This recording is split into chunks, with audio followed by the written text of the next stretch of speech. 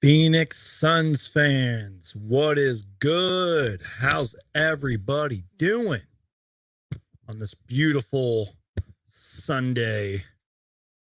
First off, as always, everybody, let's do a mic test. Let's make sure we're looking and sounding good. You guys know how it is. Whether you are a first-time listener, viewer, I appreciate you being here. Whether you've been here for a long time, doesn't matter. Appreciate you guys being here. Do me a huge favor, y'all. Absolutely just Hulk smash that like button. Crush the like button. I want that like button absolutely destroyed.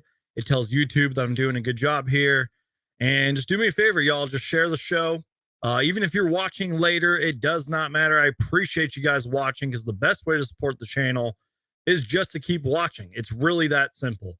No matter what day it is, no matter what is going on, I will have you guys covered on the latest Phoenix Suns news, rumors, speculation, etc. It's going to be a crazy, busy offseason. But you guys aren't here for that. Thank you, Gambino, for let me know the mic sounds good. I appreciate it. But you guys aren't here for my little introductions. You guys aren't here for my shameless plugs or whatever. You guys are here to listen to me talk and hopefully give you guys a decent recap of all these Deandre Ayton trade rumors and speculation. Because in a weird way, since the season ended, there's been lots of rumors and speculation floating around. So I'm going to do my best to just kind of give you guys the timeline, you know what I mean, of this Deandre Ayton trade speculation. Now, keep in mind, I'm not going to talk about all the rumors that happened last offseason or even during this season. This is really just since the season ended, the sort of quote timeline. And who knows, we'll probably have another Deandre Ayton trade rumor tomorrow or next week or whatever the case may be. So again, I appreciate you guys all being here. Shout out to Mark Cooper. He said, no notification that you were on. Glad I was checking something else and saw you. Yeah, this was sort of a spontaneous live show. I tried to at least let you guys know about it 30 minutes ahead of time. And I would have let you guys know on Instagram. Follow me on Instagram, by the way. But Instagram is down, especially the Instagram story. So, all right, y'all, here we go. We're going to start with something that came out a little bit ago, and then we're actually going to listen to something, and we're going to try to get you guys through the timeline. So let's start with, and I'm not saying Mark Stein was wrong about this or whatever, because there was a couple different Mark Stein things. Who, you know, he's an NBA insider, he's connected and all that. So, and it's funny because what really inspired me to do this live show was a new Deandre Ayton, Dallas Mavericks, Ayton trade rumor. So this was a while ago, but this was a screenshot from an article, and I'll lower this so you guys can see what I'm talking about here. Let me just lower this real quick. If the Phoenix Suns are going to trade Deandre Ayton this offseason, it may not be the Dallas Mavericks. Now, keep in mind, I'm reading this. This was like from a few days ago or like a week ago. So if the Suns are going to trade Deandre Ayton this offseason, it may not be to the Dallas Mavericks. Per NBA insider Mark Stein on a Substack, the Mavs' interest in Ayton has been, quote, overstated to this point. Keep in mind, this was like from a week ago. The Ayton to Dallas rumors picked up when John Gambo, of Arizona Sports 98.7 FM, said on May 3rd that he would, quote, not rule out a potential sign and trade involving Kyrie Irving. So, again, that was a while ago. Also, speaking of Mark Stein, he said, the partnership that has veered all the way off track since, though, there is now, quote, a league-wide consensus that Ayton has likely played his last game for the franchise, per longtime NBA insider Mark Stein. So, again, I kind of wanted to start with that. Again, if you guys missed what I'm talking about, if you're just joining the show, which, by the way, thank you for everybody that's in here. Hulk smash that like button. This was from a while ago.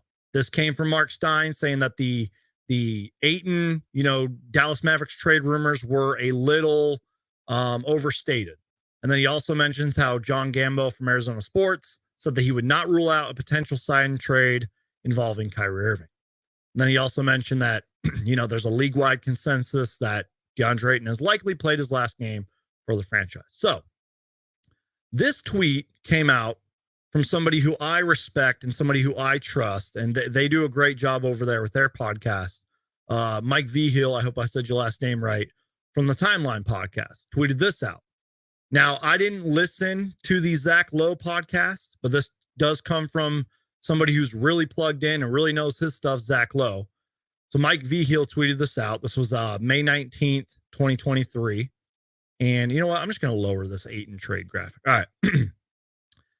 The organizational discontent, impatient, eye-rolling with Ayton go way beyond Monty Williams. There are a lot of people in the organization that are tired of Deandre Ayton. Zach Lowe on the Lowe post a few days ago. So again, that's Zach Lowe in his podcast. I didn't necessarily listen to it. I guess Mike Vigil did. Once again, shout out to him. He's a great Twitter follow and does a great job with his podcast with Sam Cooper. But again, this tweet's pretty big. I don't know if a lot of people were talking about this when he tweeted this out. This was a couple of days ago. The organizational discontent, impatient, eye-rolling with Ayton go way beyond Monty Williams. There's a lot of people in the organization that are tired of Deandre Ayton. Zach Lowe on the Lowe post a few days ago. And just for the record, I didn't watch the clip or whatever. I don't really care what Stephen A. Smith says, but Stephen A. Smith saying Deandre Ayton got Monty Williams fired. I think that's just Stephen A. Smith and all them being clickbaitish and all that. I mean, sure, maybe Deandre Ayton had a little bit to do with Monty Williams getting fired, but he's not 110% the reason he got fired. Okay. So again, we've been live less than 10 minutes, and maybe in a 5-minute span, I've already read you guys a couple different Deandre Ayton trade speculations, rumors, things that people who are really connected in the league are saying. That was all within a 5-minute span-ish. By the way, we're over 9 minutes, and I need you guys to Hulk smash that like button. Please subscribe, share the show. So, again, trying to go in an order here. This is like a, quote, timeline of the recent Deandre Ayton trade rumors and speculation. Let me just take a sip of my water here, and we'll get into the juicy stuff here, if you will.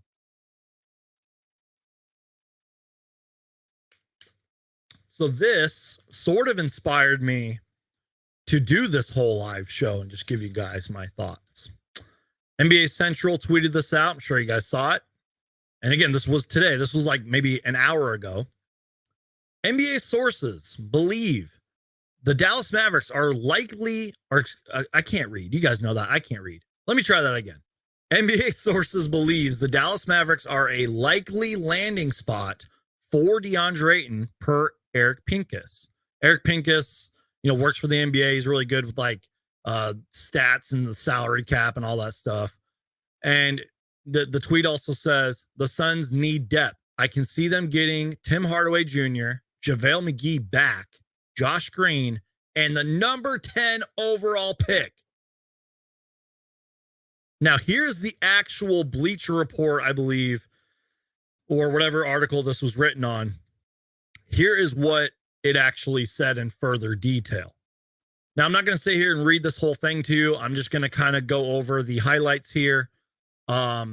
Phoenix Suns center Deandre Ayton and Luka share the same agent, Bill Duffy of WME Sports, and are said to have a good relationship. I remember a while ago I made a video talking about Deandre Ayton's agent, Bill Duffy, and something that he had said a while ago.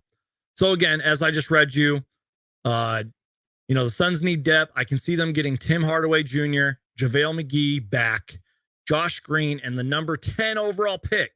And then, quote, another source said, quote, Phoenix would probably flip the pick to another team for depth, or maybe it'd be a big multi-team deal.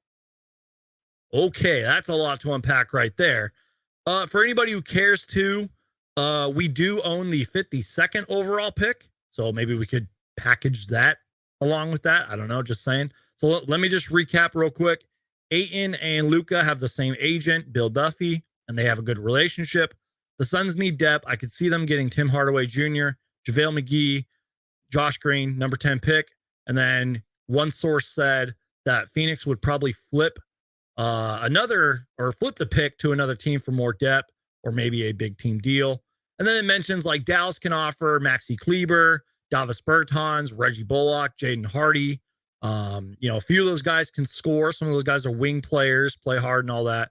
But Kleber is said to be one of Luka's best friends on the team, and one of its better players, and is the least likely to be dealt. Speaking of Maxi Kleber, I believe it was last year when we were playing them in the playoffs, he took a really hard fall.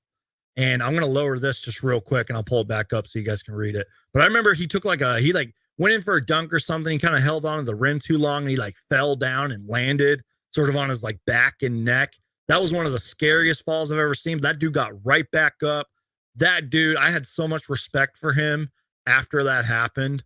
So shout out to Maxi Kleber. And I guess that kind of makes sense. I mean, I'm sure the Mavericks probably go to Luka for a lot of decisions, and I'm sure he probably would say, don't trade Maxi Kleber.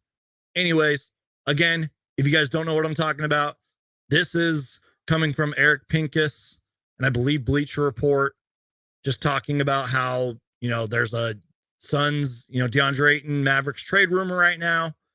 This is just speculation. They mentioned Tim Hardaway Jr., JaVale McGee, Josh Green, potential 10 pick. Then the Suns flipping that pick for more depth. And then it also goes on to say, whatever the moves, the Mavericks need to add depth in defenders and shooters and athletes to support Luka. Kind of sounds like a lot of what the Phoenix Suns need as well. To support Luka, Irving, and if a Phoenix Suns swap goes through Ayton.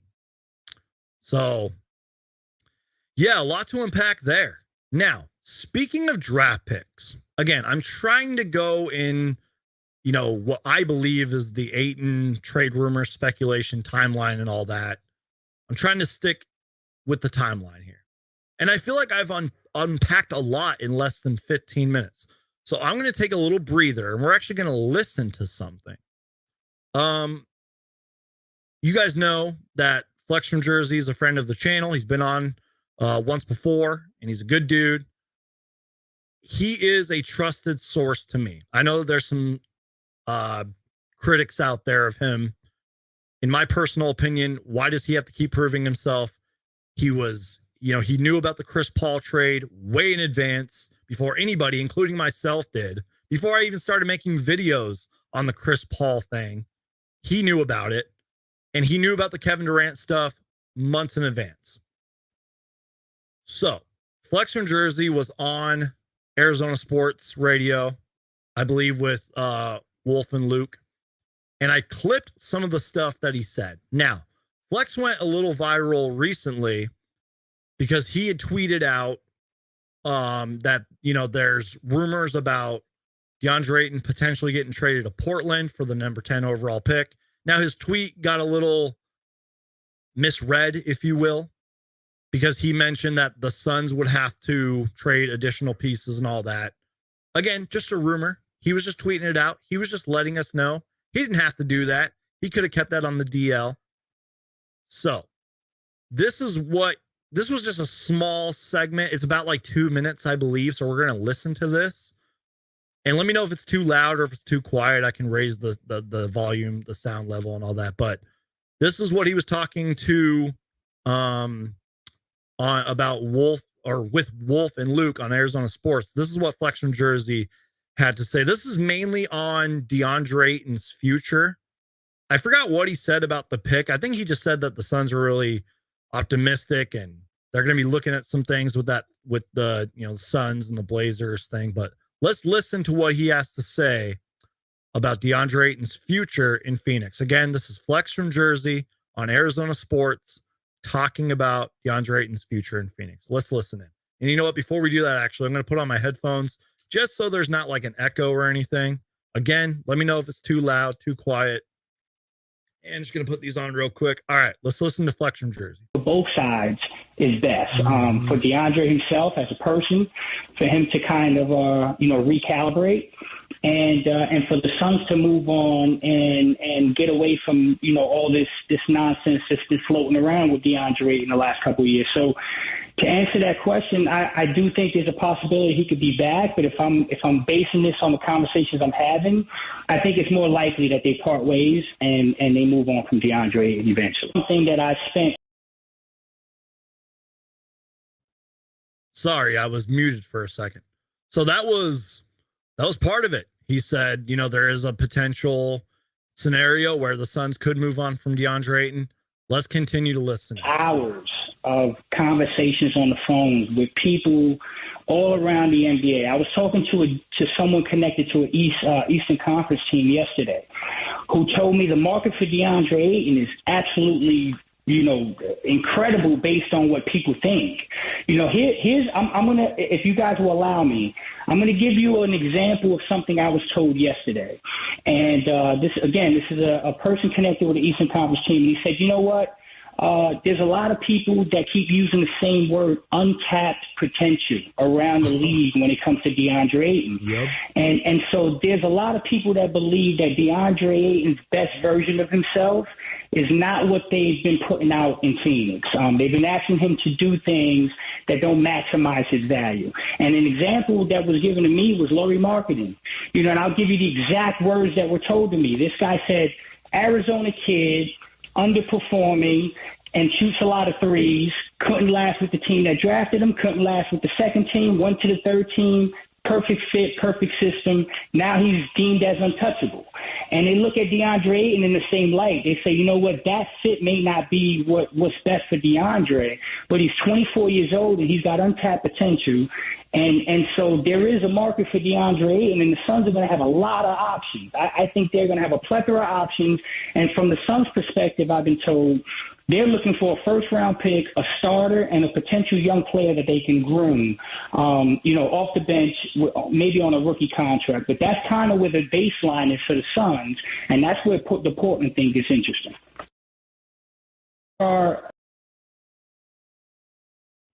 Okay.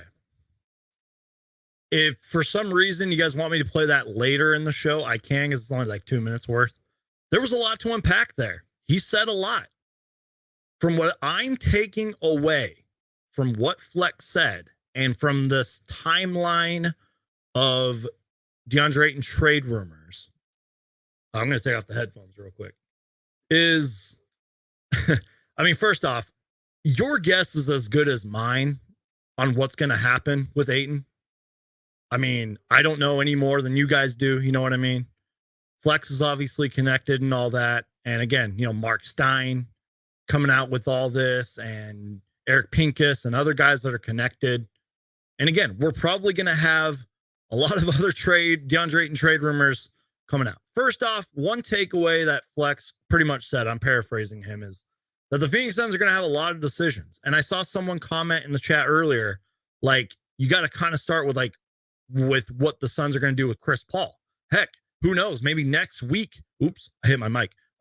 Maybe next week we could see some Chris Paul trade rumors, although they pretty much have said that they are convinced or whatever that he's going to be the Suns starting point guard at the start of the season. Who knows? And then, when I made that Ayton trade rumor about the Blazers and the third pick, I said, it doesn't necessarily mean it's going to happen.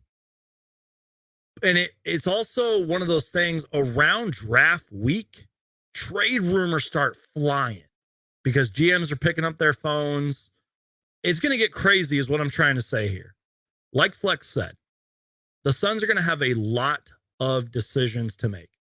And maybe it does start with Chris Paul. Sure, maybe they said, yeah, we expect him to be our point guard starting next season. But again, that's months away. Anything could change from today to the trade deadline, or not the trade deadline, to the draft day, to free agency. Heck, sometimes trades happen before training camp. So, and I've said this. I've said I truly believe that the Suns are going to have a lot of new faces at the start of this season. I'm sticking to that right now. And in my opinion, it makes sense to. I'm not saying like I would like to see a Josh Okogie come back, for example, but a lot of faces, there's going to be a lot of new faces in Phoenix. And Flex is kind of right. He said something along the lines like the Suns would want a couple of players and a pick back. And even though Deandre Ayton is, very frustrating at times, there's still so much talent and potential there. That's why I think Ayton would receive a decent package in return. And again, it wouldn't be the smartest decision for Portland to say, here's the number 3 pick, give us Deandre Ayton. That's like a 2K fantasy trade, right? And some of the names, I'll pull the articles and stuff back up so you guys can see what I'm talking about here. Some of the names here are intriguing, definitely. Like, we'll go back to this Eric Pincus thing here. The Suns need depth. I can see them getting Tim Hardaway Jr.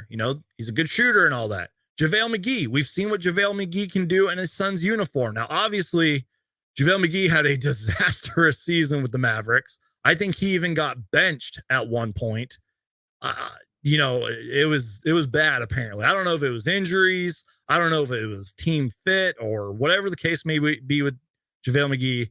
But he had some good games with Phoenix. You got to remember that. There were games where he would outplay Deandre Ayton. Josh Green is a young wing player. I don't really know too much about Josh Green, but, he's young. It'd kind of be like getting 2 picks back.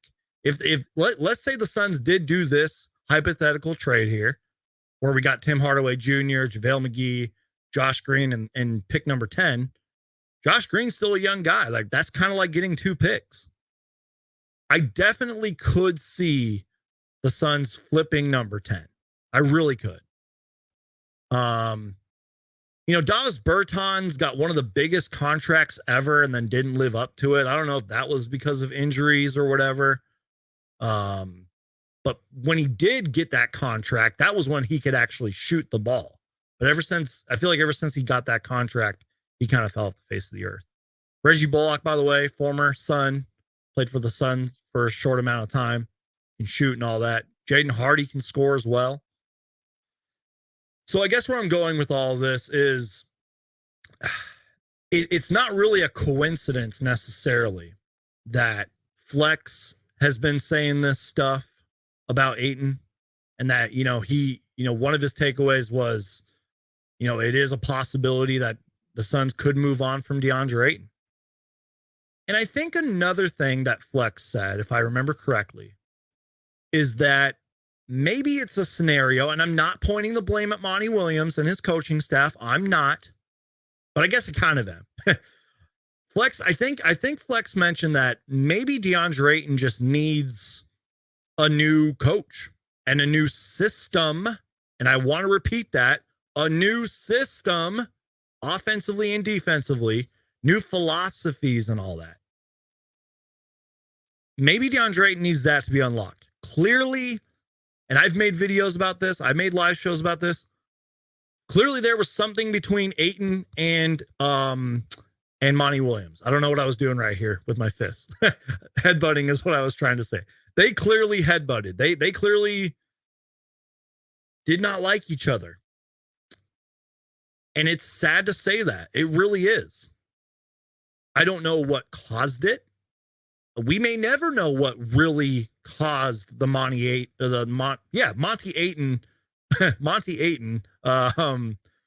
We'll never know what caused that headbutting and that dislike. Now, I think at the end of the day, they did like each other, or at least respect each other. It's kind of like when you respect someone, but you don't really like them. You know what I mean?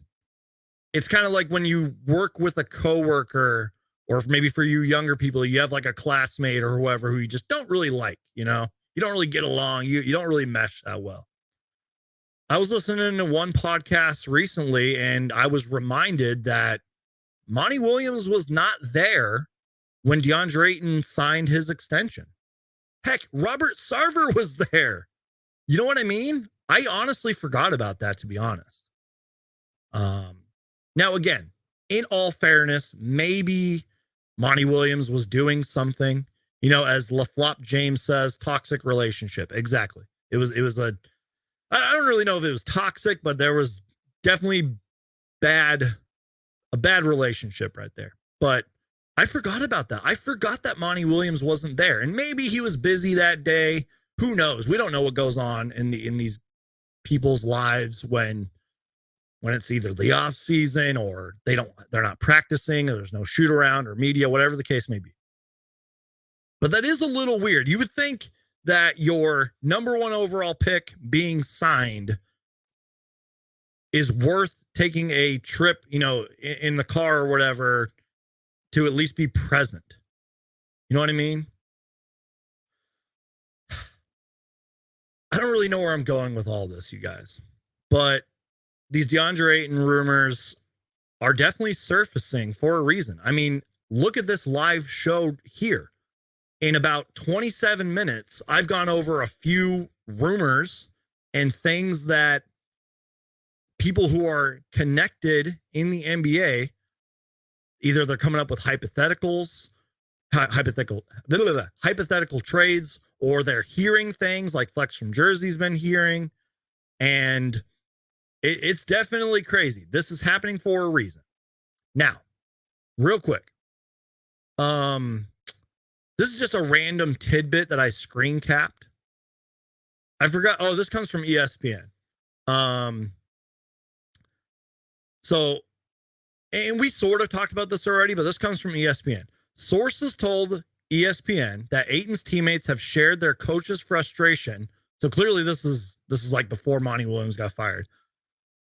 Sources have told ESPN that Ayton's teammates have shared their coach's frustration with what they perceive to be inconsistent effort and aggression from the 7-footer. Ayton would be excited about a fresh start with another franchise, sources told ESPN. Let's reread that last part. Ayton would be excited about a fresh start with another franchise, sources told ESPN. The Suns are expected to aggressively explore the trade market for him this summer. So yeah, you guys, I guess what I was trying to say before I went on my little tangent just now and all that is, and I've said this so many times, you guys, I sound like a broken record. I sound like something that's just on constant replay. Deandre Ayton is one of the most frustrating, and I don't even know what the word is. He's one of the most frustrating Phoenix Suns players in Suns history. Simply because of his height and weight. And as Flex mentioned, as we all know, whether you've watched one Deandre Ayton game or however many Deandre Ayton games, the untapped potential. And I've said this a lot. I don't want to put unrealistic expectations on Deandre Ayton. That's just not fair. But the man gets paid what? It's 3 years now, maybe 3 years, 135 mil, whatever his contract. He's getting paid over $100 million, right? Either way, he's getting paid millions of dollars. I don't know what the number is. Someone fact check me in the comments, please. So the point being is there's so much untapped potential. You're getting paid millions of dollars and you're putting up 16 and 10 on whatever shooting percentages, and you're not setting hard screens, and you're not, I understand that he's a little more finesse than he is power, but you're not throwing down these rim rocking dunks. I know that Nikola Jokic is unguardable, but you're getting cooked by Jokic nearly every game. For example, you had a terrible game 3 in the playoffs, and you bumped heads with your coach, whether that was his fault or Monty's fault. And you showed up to media day. Remember last media day when Deandre Ayton was kind of just sitting, I'm doing this as an example if you're watching, kind of sitting back like this and giving short answers and yes, no answers. And the body language and the vibe was just off. And what else am I forgetting about with Deandre Ayton? untapped potential. I think that sums up Deandre Ayton right there. Like, he could just be so much better.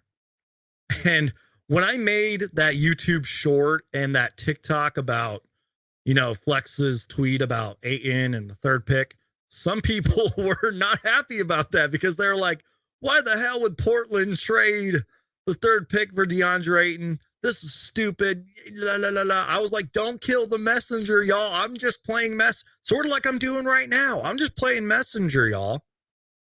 I wish I had all the answers for you. I wish I had a great trade, a better trade than we've gotten in this 32-minute live show so far. By the way, we're going to go over one more trade. That's how crazy this speculation and rumors are right now. The Suns were eliminated on May 11th.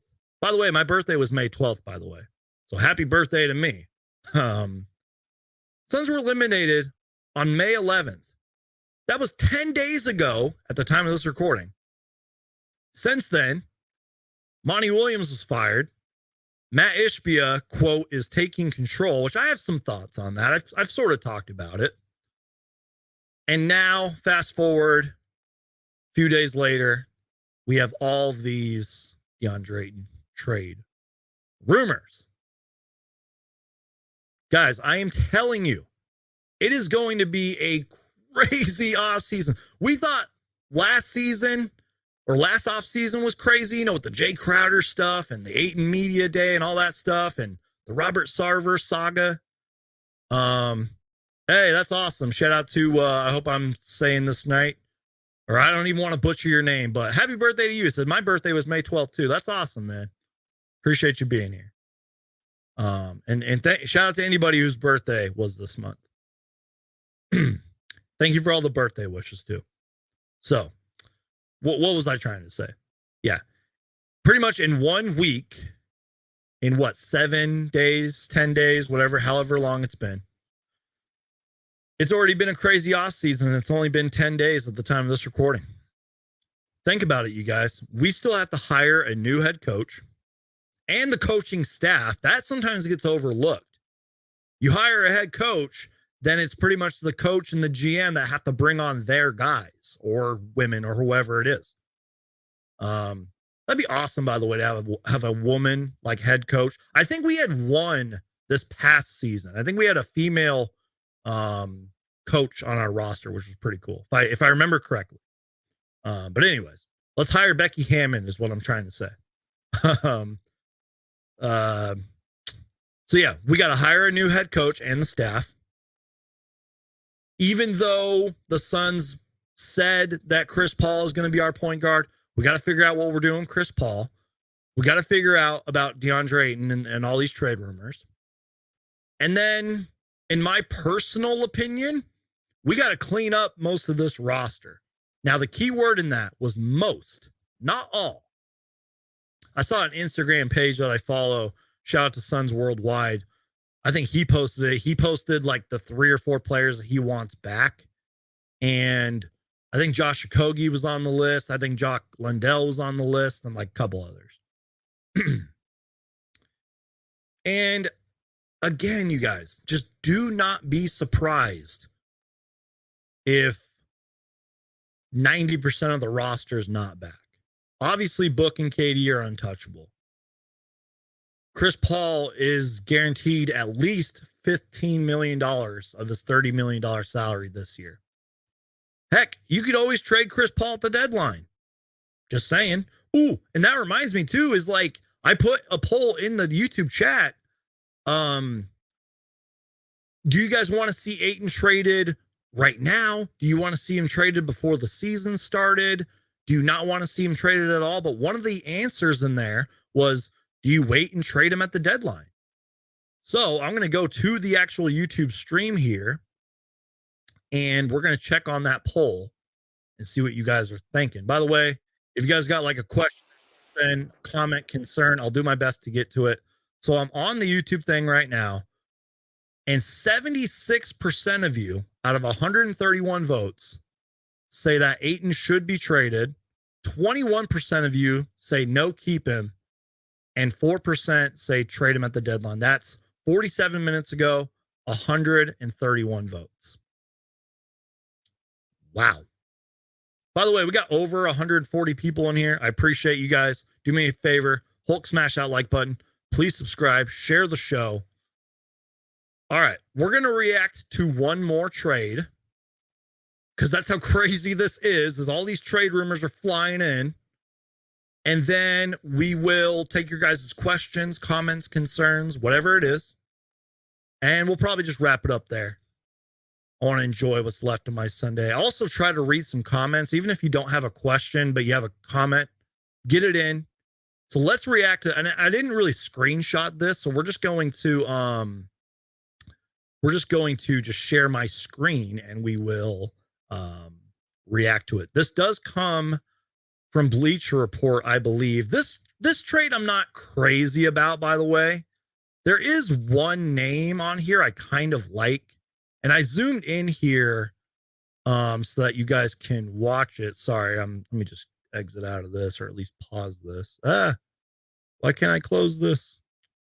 Technical difficulties, y'all. My apologies. One-man show here. Okay, whatever. We're just gonna let that play. Whatever. Okay.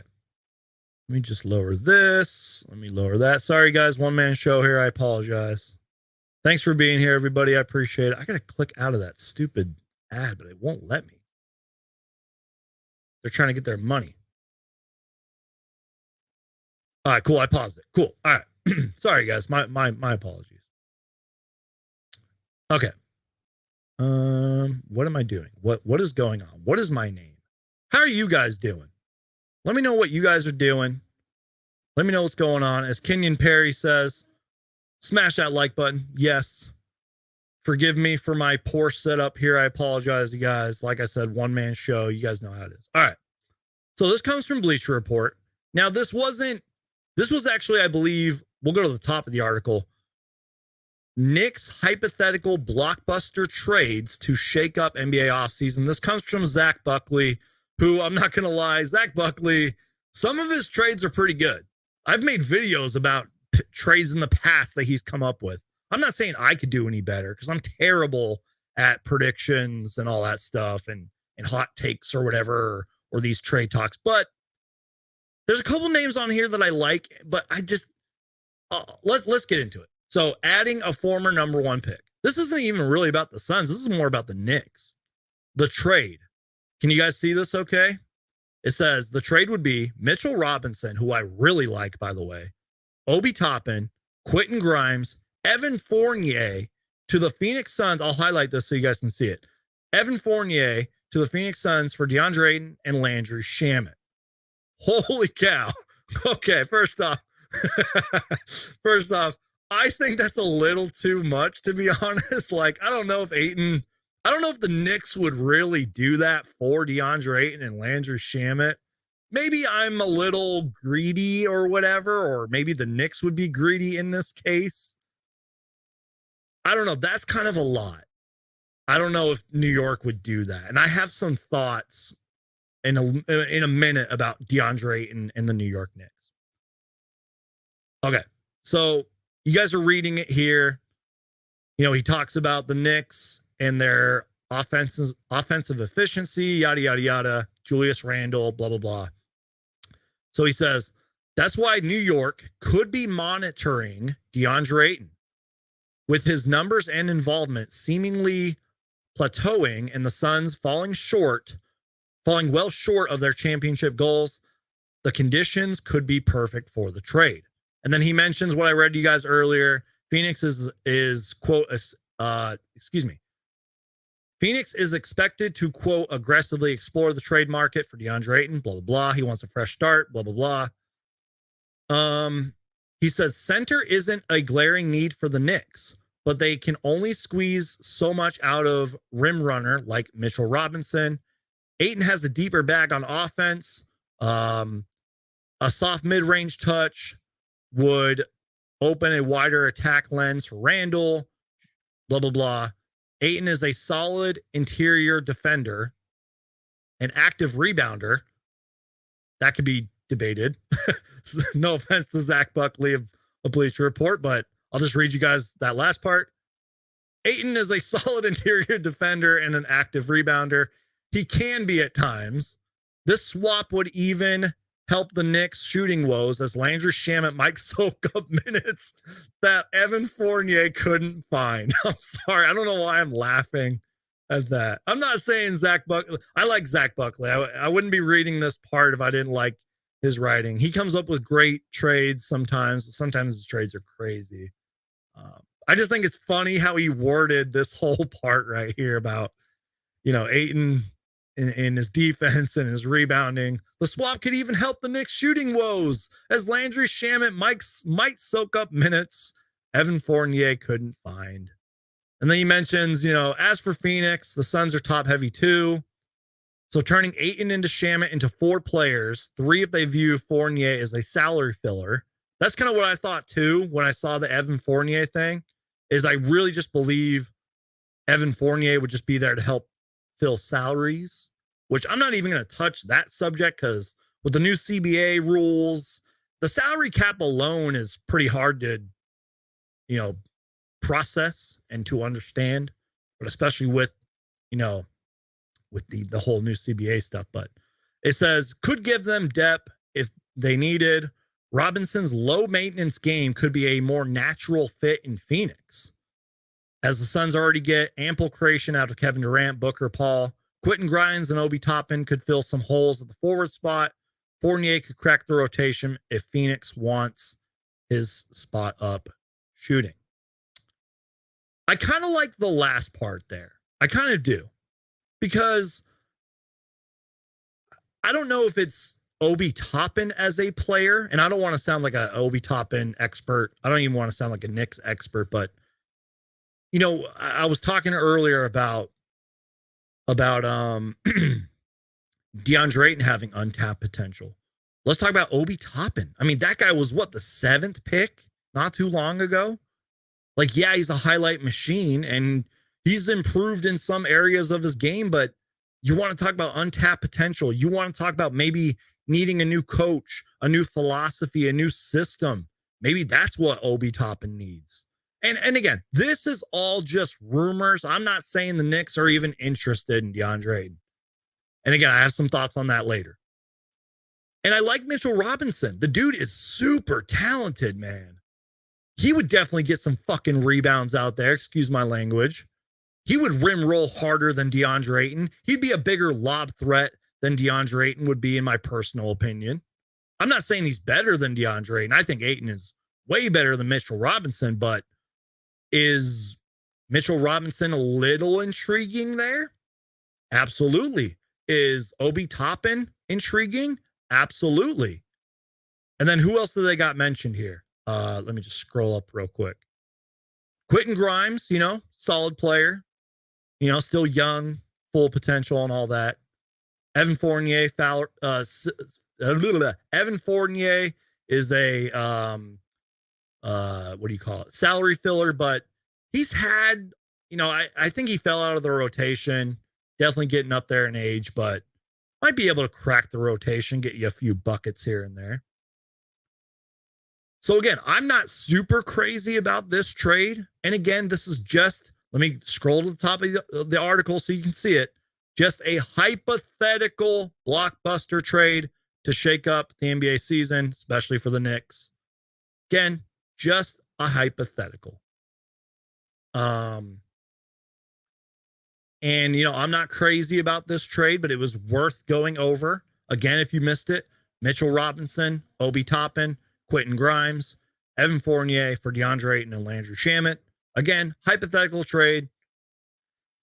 Here's why I don't think... There's a part of me that kind of wants to say the Knicks are interested because of the way they kind of went out in the playoffs, but they did have a good season. They had a productive season. There was one point where they were one of the best teams in the league. Didn't they win like 8, 9 in a row, maybe more than that?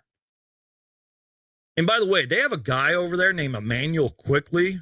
I love that dude, man. He had a huge, I want to say it might have been a playoff game or a game before the play-in tournament where he just went off. And there's a part of me that kind of would want to see what a Deandre Ayton could do under a Tom Thibodeau and his coaching staff and the way that the Knicks play, with Ayton being there, with Julius Randle being there, with RJ Barrett and whoever else they got left after this. There's a part of me that wants to see that.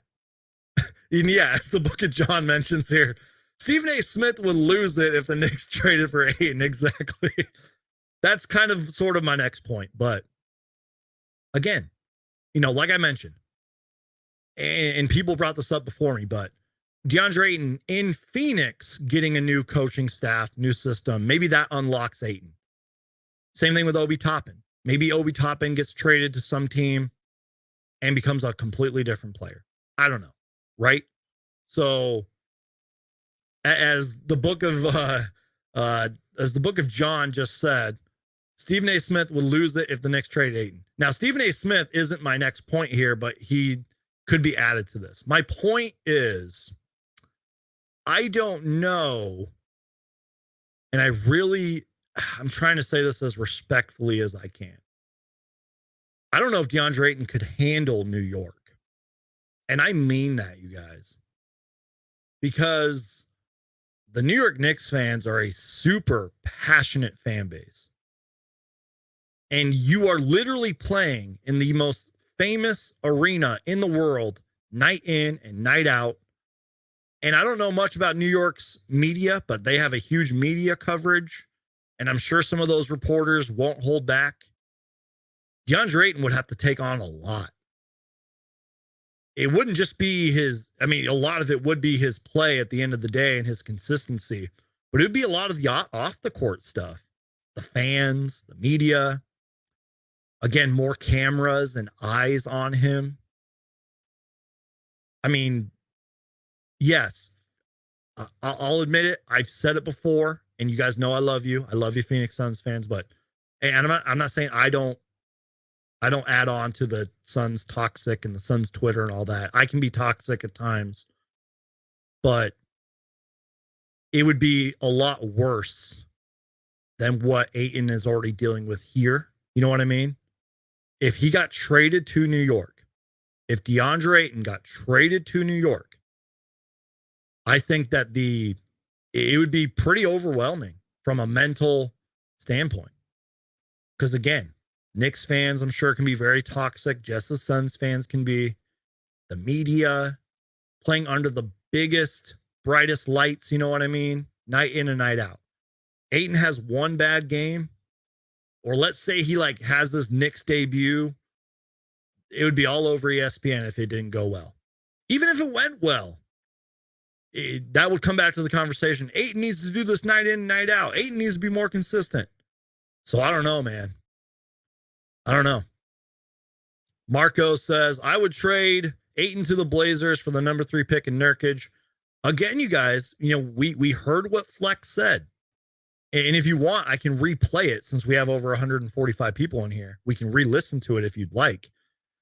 We can listen to what he said about, Ayton's future being here. But from what I recall, from what I recap, Flex pretty much said that, don't be surprised if the Suns and the Blazers work out a deal. Again, I don't think the Blazers are going to do that.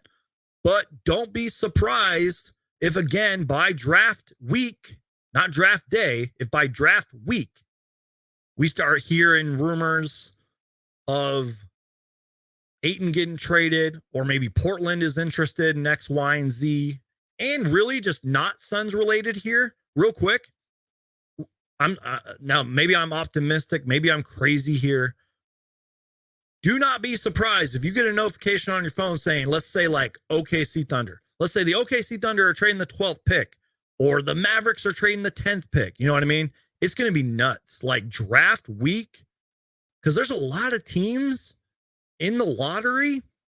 Some of them don't need that pick. Not saying this draft class is terrible, because I'm sure there's going to be a lot of great players in this draft class outside of Victor Wembanyama. But now that we know that Victor is a Spur, I'm sure a lot of teams are like, yeah, we like player XYZ or whatever, but we could probably package this pick that's in the lottery and we could get whatever back for it. Because, like, I think the Oklahoma City Thunder are kind of my best example here to my point. They had a great season. They played their asses off. They almost made the playoffs. They made the play-in tournament. They showed that they aren't tanking anymore. And guess what? Whether they keep their 12th pick or not, they already have a second overall pick waiting in the wings, Chet Holmgren. So they don't need the 12th pick. They could trade that pick. You know what I mean? Like, Detroit got screwed and they have the 5th pick. They already have some talent over there. A Jaden Ivey, Jalen Duren. Who else am I forgetting? Cade Cunningham. You know, if they would have stayed healthy, they would have been a little bit better than their record. But my point being is that I think a lot of these lottery teams are going to be making some deals.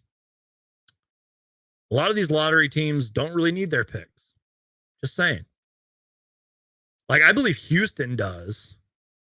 Because, yeah, you got Jabari Smith over there and Jalen Green and Alfred Sengun, who I really like. I really like Alfred Sengun. But, like, do you really need another young guy over in Houston, you know? I guess you kind of do, but I don't know. You guys get my point. So, all right, y'all, here's what we're going to do. I'm going to take your comments, questions. We'll kind of go rapid fire. So get your comments, questions, concerns. Even if you don't have a question, get your comment in now. We'll wrap it up about the hour mark. And I appreciate you guys being here. I mean, we had over 141 people, and I didn't even let you guys know about this until like 30 minutes ago, or at the time, well, it was 30 minutes ago.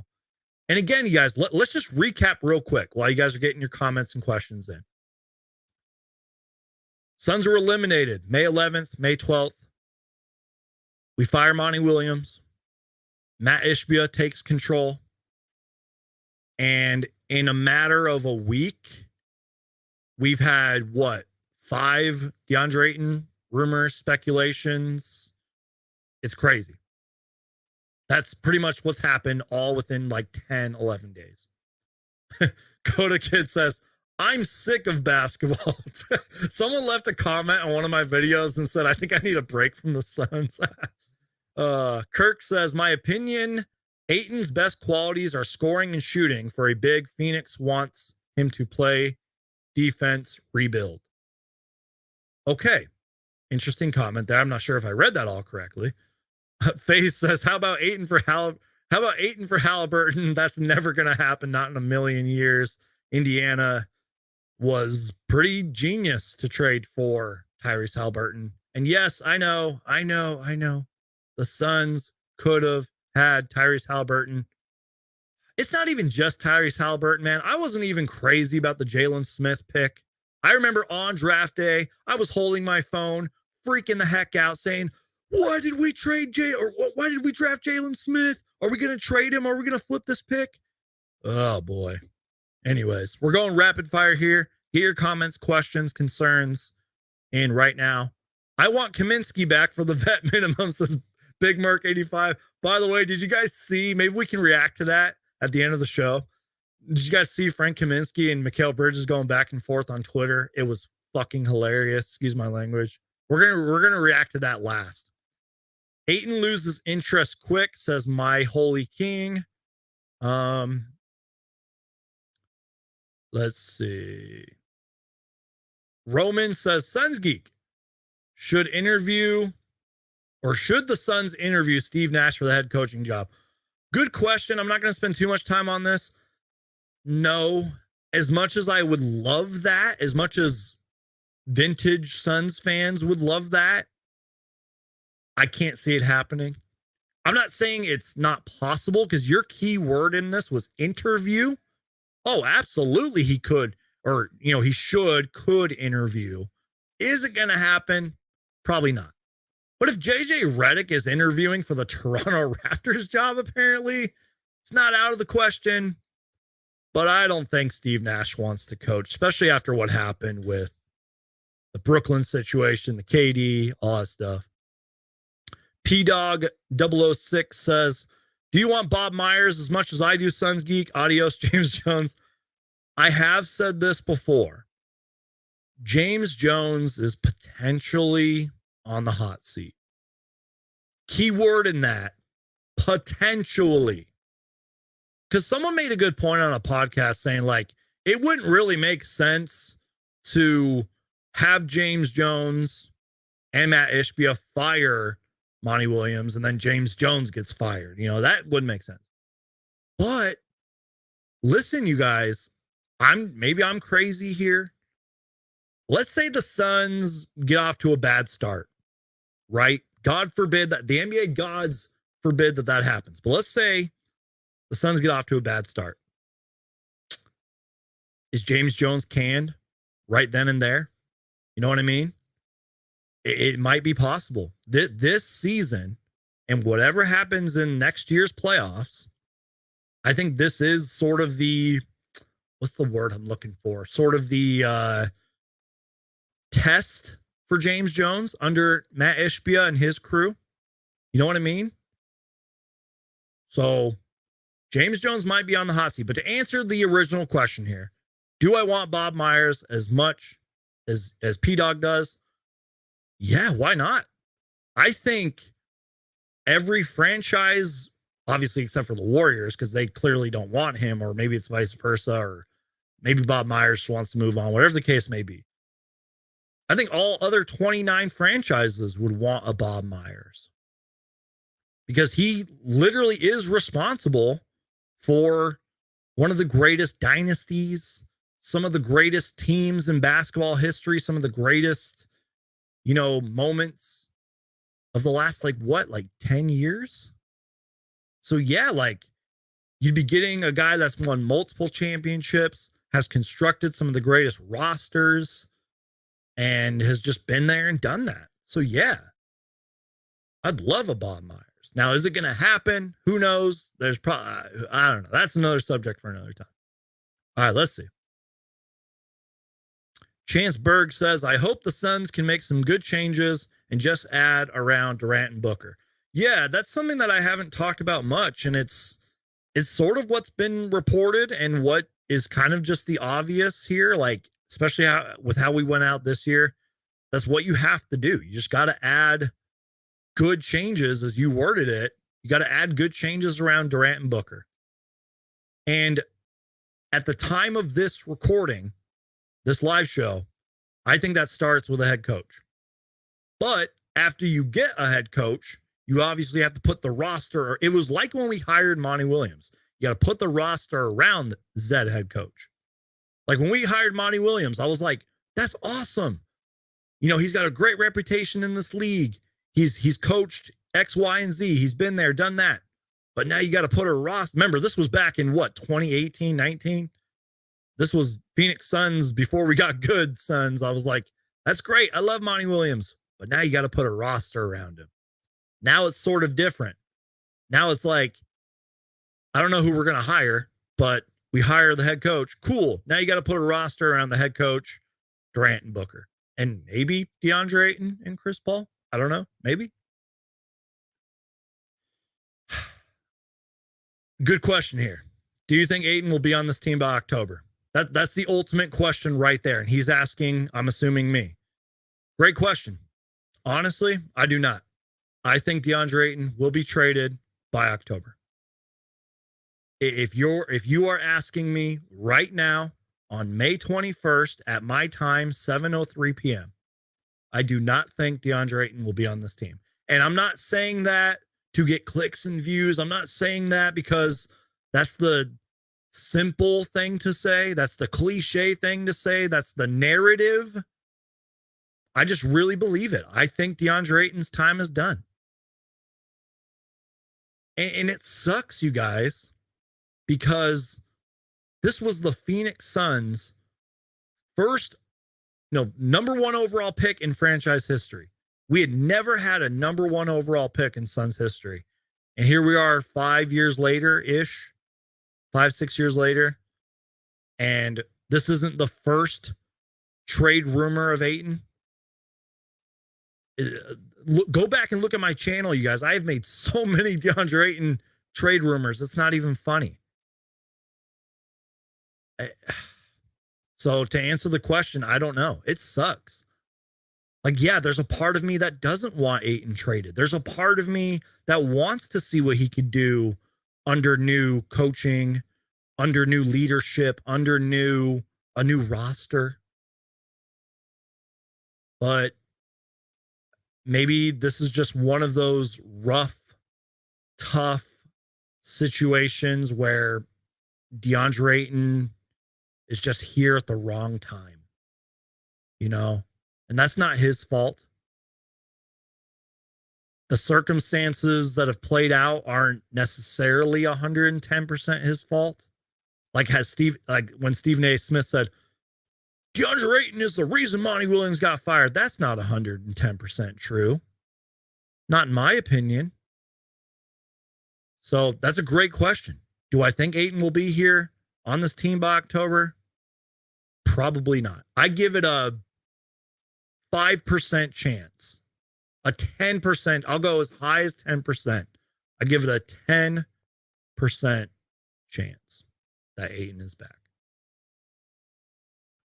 Roman, I already answered your question. Jam says, get the Ayton deal done. Danger says, salary and availability aside, who do we want if Ayton was gone? Let's see. Please trade for Nick Claxton if possible. I like Nick Claxton a lot.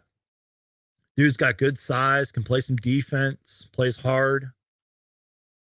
Ayton is a seasoned player. Put real stakes up, he folds. Facts or no, says healthy him with a Desmond Bain picture. That picture's hilarious.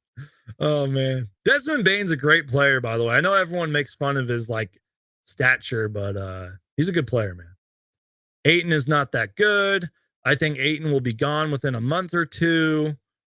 Trade for Seth Curry. Yeah, could use some shooters around Ayton and Book. We're just going through the comments, y'all. Then we're going to react to a couple things, and then we'll get out of here. Can we get Ayton to Boston for Malcolm Brogdon? Ooh, thank you for bringing that up, Book of John. I think that was a rumor. Was that John Gambo, I believe, who might have mentioned that the Suns are going to have interest in Malcolm Brogdon? I could be wrong there. I don't know if it was Gambo, but yeah, let's see. Just getting to some comments here. Do you believe any Ayton trade has to be a center and a lottery pick and depth pieces no matter what? The point guard position is urgent, like Brogdon, if no one else. Good question here, Mark. I like this. I like how you phrased this and worded it. Any Ayton trade has to be a center. I think the Warriors have proven that you don't need necessarily an all-star center. You don't need a top 10 pick center.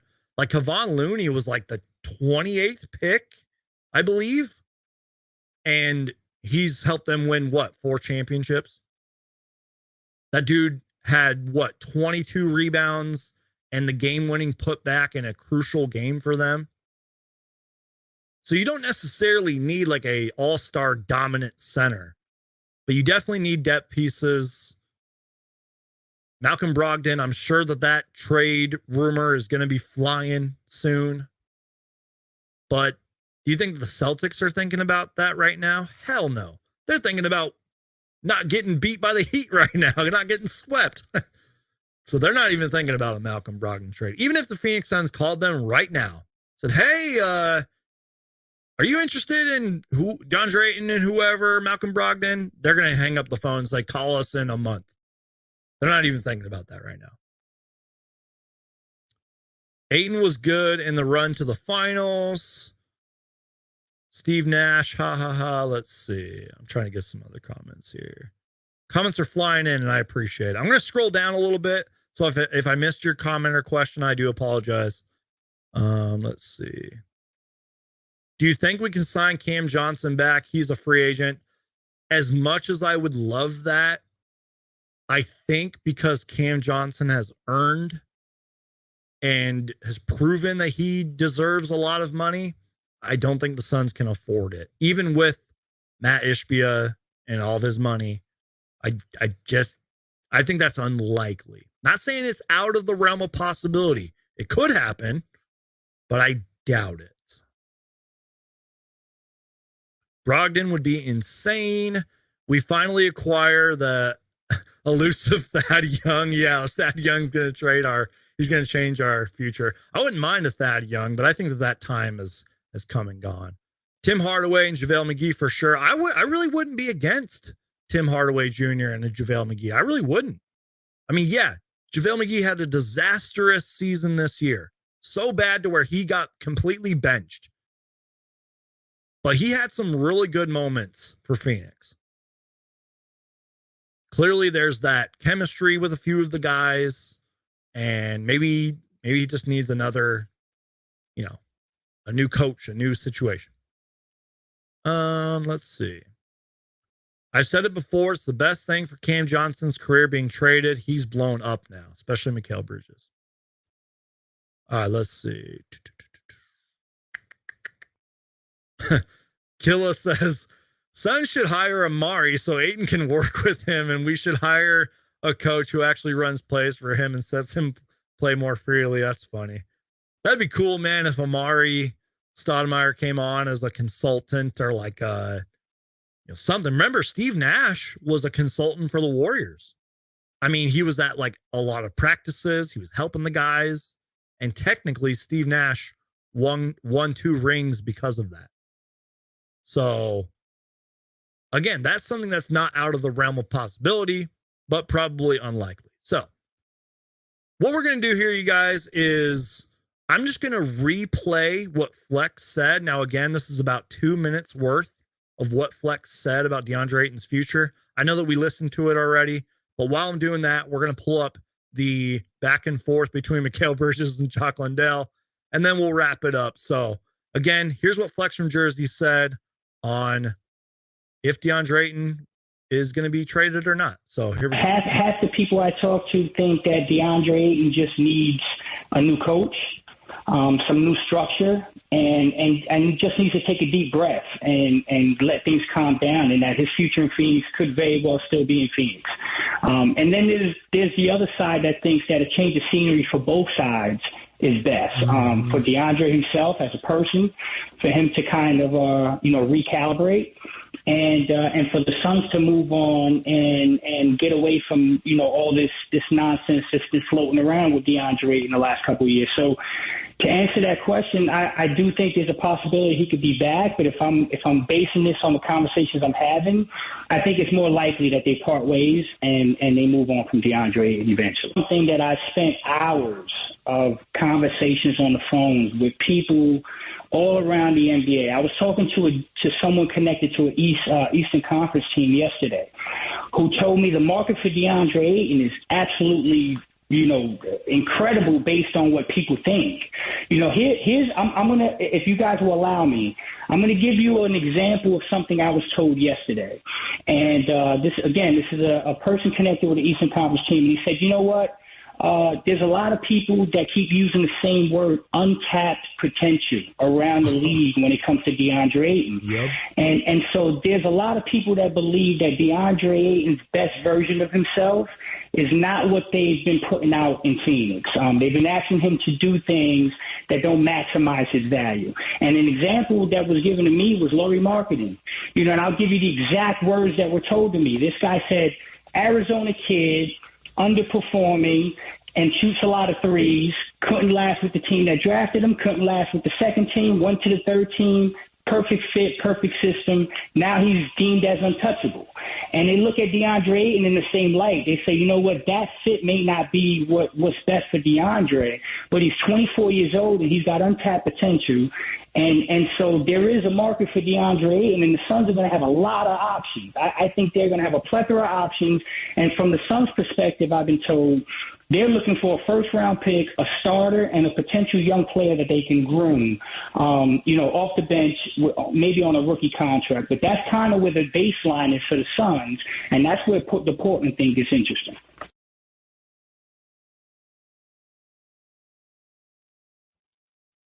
So just to recap, we went over like a whole bunch of DeAndre Ayton trades. I gave you guys my thoughts. Tried to recap all of this for you as best as I possibly could, especially in the timeline of all these trades and rumors and speculation. So before we get out of here, I'm sure you guys saw this. This was on Twitter. How this all started was there was a article that came out by The Athletic. This is just all fun, by the way. Mikal Bridges is nearly 1,000 miles from the NBA draft combine in Chicago, but his name was a buzzword among numerous draft prospects. And, as the article shows, the big highlight there was Mikal Bridges is an inspiration for me, projected first round pick said. By the way, I responded with that saying, I've heard he's inspirational because there's that beautiful screenshot, which is now a new meme, that Mikal Bridges is an inspiration for everybody because Mikal Bridges is awesome. So Jock Landell, who hasn't been holding back on Twitter, I guess he gained like a lot of followers recently just by like responding to people and being his self, said he's a cool player, but just don't try being like Mikal Bridges as a person. He's garbage. So again, they're just poking fun at each other. They're just having fun. They're just joking. So then Mikal Bridges responded with, do I know you? Which is hilarious. And I think they might have had some more back and forth. But what I found was even more funnier than all that was Frank Kaminsky got in on all this. Remember Frank Kaminsky, Frank the Tank? He said, feel like it was already pretty clearly established that I called dibs on being like Mikal Bridges. Now, the reason he said that was because a long time ago, somebody caught this, that ESPN player profile on Mikal Bridges had Frank Kaminsky's face on it, which is absolutely hilarious. And then Mikal Bridges responded with, and I quote, let me get to it real quick. He responded with, I hate you, which is hilarious. Little Twitter fun there from Jock Landell, Mikal Bridges, Frank Kaminsky. I miss Frank Kaminsky, man. I really do. I know that his time wasn't, the greatest here necessarily, but he had some good games, good chemistry and locker guy. He was hilarious. He was fun. I love Frank Kaminsky, man. Also, I had to block somebody for like 5 minutes because this troll was in here and was talking about trading Devin Booker. Which, guys, Devin Booker, I've said this so many times. I've said this countless times. Things would have to go from absolutely terrible to catastrophic for Deandre Ayton, things would have to go from absolutely terrible to catastrophic for Devin Booker to get traded. It's never going to happen. You know what I mean? It's extremely, highly, very unlikely. So don't be in my comment section. Don't be in the chat here with your Devin Booker trade talks, because that's not happening. The Suns are going to build around Devin Booker and Kevin Durant and whoever this new coach is and his coaching staff. And real quick, I am trying to stay optimistic. I've talked about this with my friend Thunder Steve 85. I'm trying to stay optimistic about this. Maybe one day I'll be eating my words. I am staying optimistic about Matt Ishbia, quote, taking control, as it was reported. I'm staying optimistic about that. Maybe I'm crazy, and I get it. I understand the frustration. I understand the concern with an owner being, quote, very hands-on and doing things his way and bringing in his people. I get it. I totally get it. But I don't mean to sound like a jerk here. I don't mean to sound like the Suns gatekeeper here. Isn't that kind of what a lot of Suns fans wanted? I mean, for real. You guys, and I get it. Robert Sarver deserves all the criticism. He's an asshole. He's a racist, etc. Blah, blah, blah. But you guys hated him because he wouldn't do X, Y, and Z, and he wouldn't spend money, and he didn't do this, and he didn't do that. Well, Matt Ishbia, 12 hours after, whatever it was, like a day after his introductory press conference, traded for Kevin Durant. He went and showed, hey, I'm gonna do the hard things. I'm gonna trade away fan favorites like Mikal Bridges and Cam Johnson. I'm gonna do that. Sorry, I'm just checking my phone here because some people are saying some stuff. Okay, just making sure I didn't miss anything. So my point being is that Matt Ishbia is here for the foreseeable future. He's already brought in some of his guys, whether it's front office roles or whatever the case may be. He already fired 2 scouts. That is an actual report. And and then he fired Monty Williams, traded for Kevin Durant, traded away Mikal Bridges and Cam Johnson. So I guess my thing being is that try to be optimistic about Matt Ishbia taking control. That's what I'm trying to say. My brain's mush right now. I've been talking for almost an hour and 20 minutes, but just be optimistic about be optimistic about a owner who is very passionate about being in the Valley. Be passionate about an owner who has already made the tough decisions and has already made very bold moves. Be optimistic about an owner who wants to get things done. And again, I could be eating my words one day. I'm praying that Matt Ishbia doesn't drive this franchise into the ground, as I just mentioned, to where things go from terrible to catastrophic, but at least we have an owner who's doing something, right? You know what I mean?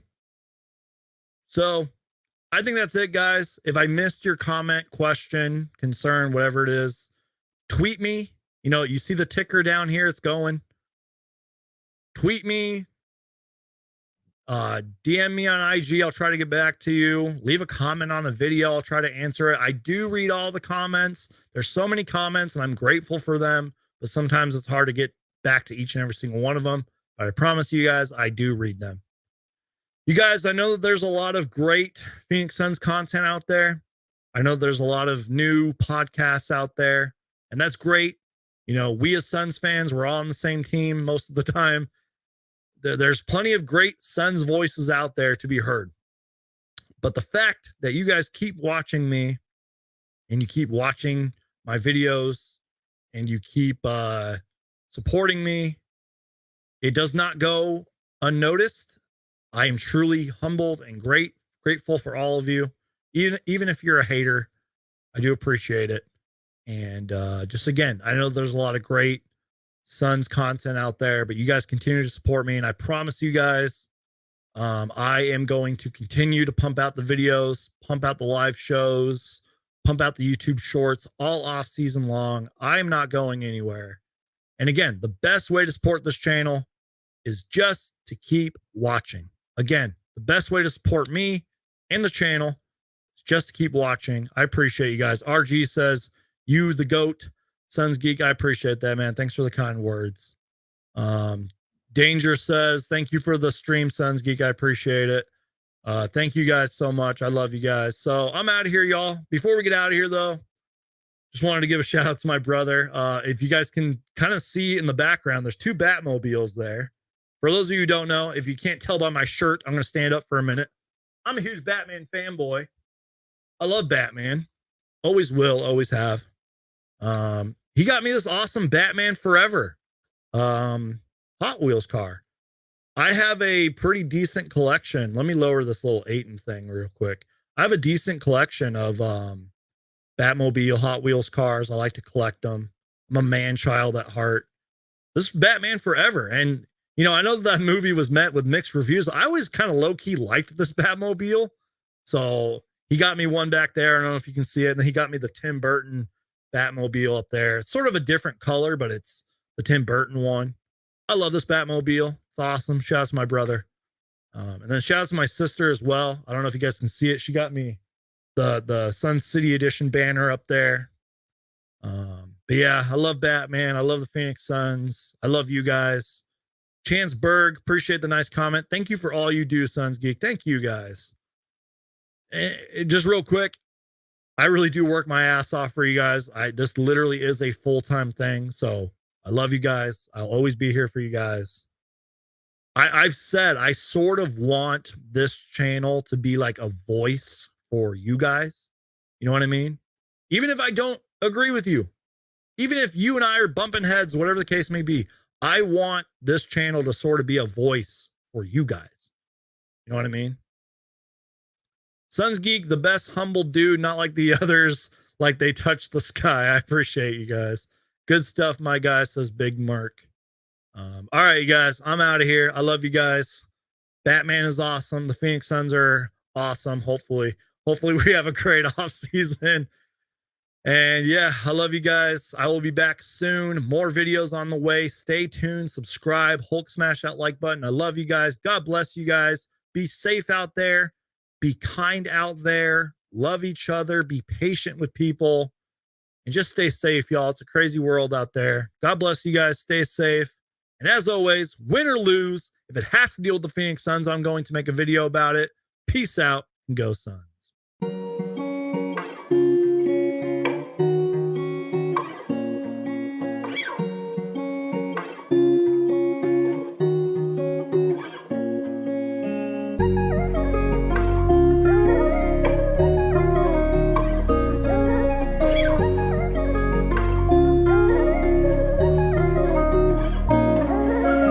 What's up, Suns Geek?